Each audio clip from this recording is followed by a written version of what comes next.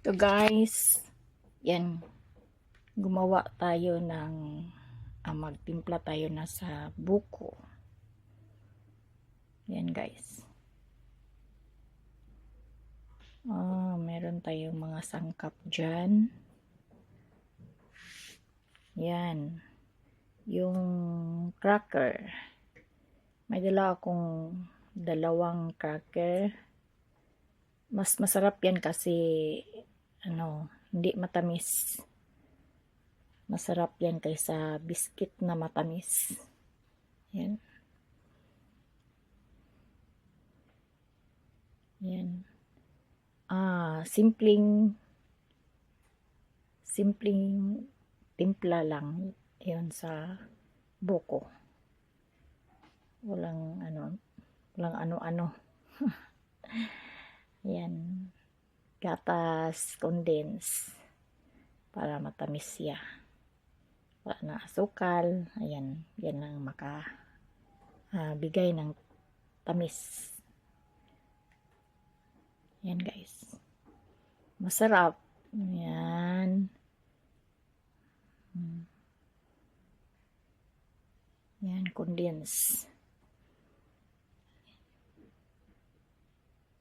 Yan. Mag-i-enjoy ng kain dyan. Kasi sa mga maiinit na araw, masarap yan. Meron pa creamer. Yan. May natirang creamer. Ayan.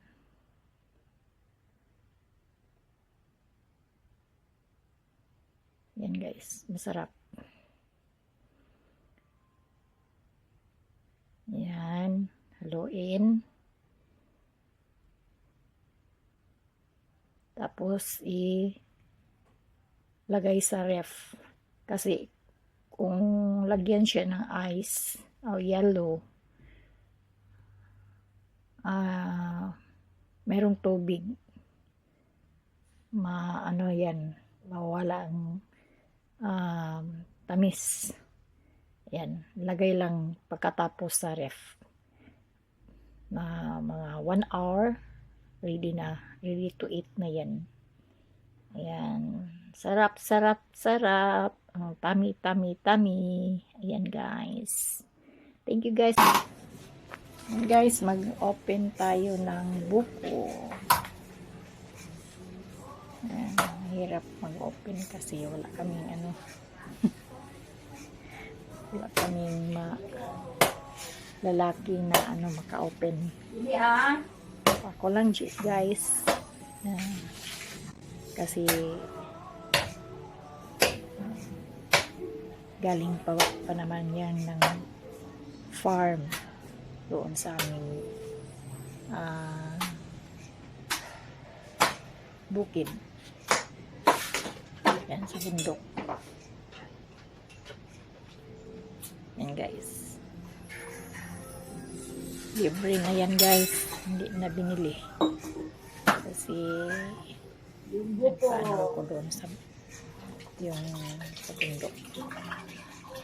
Sa niyog namin.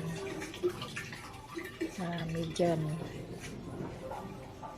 Yan. Sarap ng buko.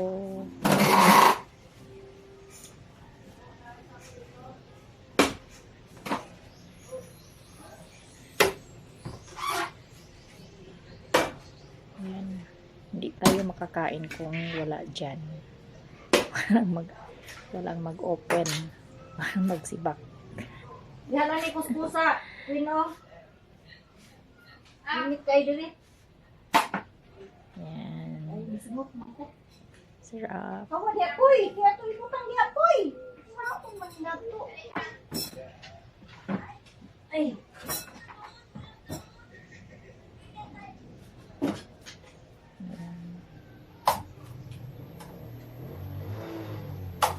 Kung sa Bisaya pa yan, mamutong ta. Mamutong. Ayan, yan ang buko.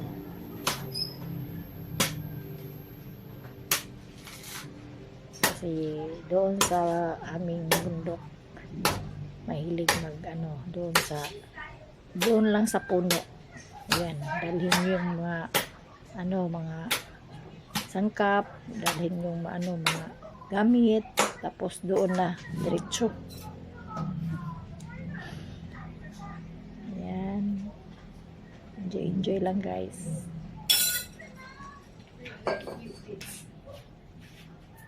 Ayan po.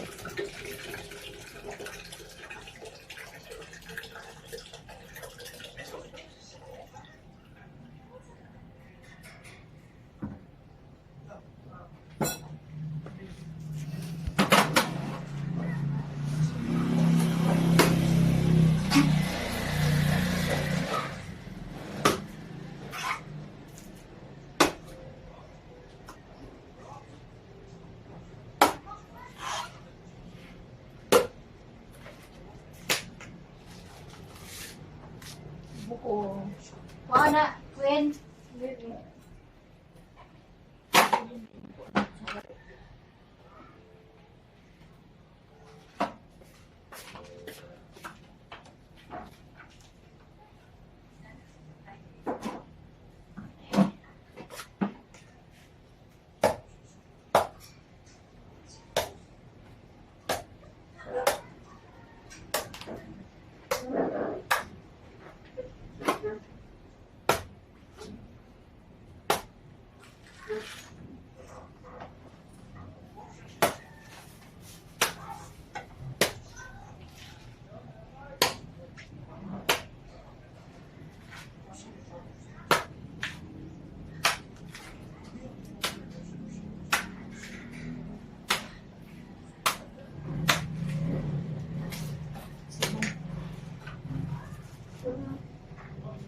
So,